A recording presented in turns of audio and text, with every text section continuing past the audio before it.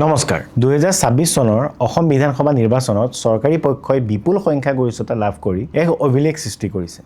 কিন্তু এজন সিভিল সাৰ্ভিসৰ প্ৰাৰ্থী হিচাপে আপুনি জানেনে যে চৰকাৰ যিমানেই শক্তিশালী নহওক কিয় এক সুস্থ গণতন্ত্ৰৰ বাবে বিৰোধীৰ উপস্থিতি অক্সিজেনৰ দৰে কাম কৰে আজি আমি আলোচনা কৰিম বিৰোধীৰ সাংবিধানিক মৰ্যাদা আৰু ইয়াৰ গঠন আৰু 2026 চনৰ ফলাফলৰ সাংবিধানিক বিশ্লেষণ এতিয়া যদি ভাৰতৰ সংসদৰ ইতিহাসত 2014 চনৰ পৰা 19 চনৰ চাওঁ তেতিয়া কোনো দলে 10% আসন লাভ নকৰাৰ বাবে আনুষ্ঠানিক বিৰোধী দলৰ নেতা অৰ্থাৎ লিডাৰ অফ অপজিশন নাছিল ইয়াৰ ফলত চৰকাৰী নীতিৰ ওপৰত উচিত তৰ্ক বিতৰ্কৰ অভাৱ ঘটিছিল বৰ্তমান অসমৰ ক্ষেত্ৰত যদি মই চাওঁ অসমত 126খন আসনৰ ভিতৰত চৰকাৰী পক্ষৰ 102খন আসন থকাৰ বিপৰীতে বিৰোধীৰ হাতত মাত্ৰ 21খন আসন আছে এনে অসমতাপূৰ্ণ পৰিস্থিতিত বিৰোধীৰ ভূমিকা অতি গুৰুত্বপূৰ্ণ হৈ পৰে যাতে চৰকাৰৰ একনায়ত্ববাদৰ সিদ্ধান্তৰ ওপৰত চেক এণ্ড বেলেন্স অটুট থাকে এতিয়া আমি আলোচনা কৰিম যে বিৰোধী কেনেকৈ গঠন হয় 1950 চনৰ পৰা চলি অহা মাভালেংকাৰ নীতি অনুসৰি যিকোনো দলে বিৰোধী দলৰ মৰ্যাদা পাবলৈ হলে সদনৰ মুঠ আসনৰ ন্যূনতম 10% আসন পাব লাগে আৰু যদি মই অসম বিধানসভাৰ ক্ষেত্ৰত চাওঁ এই সংখ্যাটো হ'ব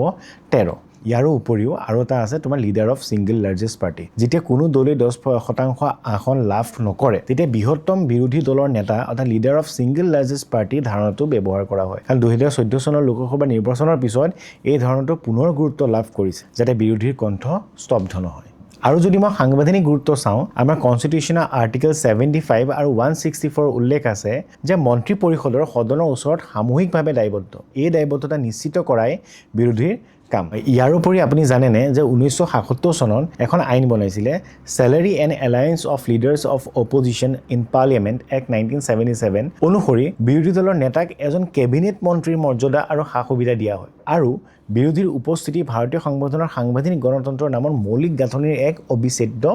অংগ ইয়াৰ উপৰি সাংবিধানিক কিছুমান সংস্থা আছে সেইবোৰ গঠনত বিৰোধীৰ ভূমিকা অপৰিহাৰ্য চৰকাৰী কাৰ্যকলাপৰ স্বচ্ছতা ৰাখিবলৈ কিছুমান গুৰুত্বপূৰ্ণ পদ নিযুক্তিৰ সময়ত বিৰোধী নেতাৰ সন্মতি অপৰিহাৰ্য যেনে CVC central vigilance commission CBI সঞ্চালক লোকপাল চিফ ইনফৰমেশ্যন কমিশ্যন যদি বিৰোধী নাথাকে তেনে এইবোৰ নিৰপেক্ষ প্ৰতিষ্ঠানৰ পৰিৱৰ্তে চৰকাৰৰ অংগত পৰিণত হোৱাৰ আশংকা থাকে শেষত 2026 চনৰ নিৰ্বাচনত চৰকাৰৰ সংখ্যাগৰিষ্ঠতা যিমানেই বেছি নহওক বিৰোধীৰ এই 19ৰ পৰা 21খন আসনৰ প্ৰাসংগিকতা সাংবিধানিকভাৱে অপৰিসীম এজন নাগৰিক হিচাপে আপুনি বুজি উঠা উচিত যে বিৰোধী দল কেৱল চৰকাৰৰ শত্ৰু নহয় বৰঞ্চ তেওঁলোক হ'ল গণতন্ত্ৰৰ প্ৰহৰী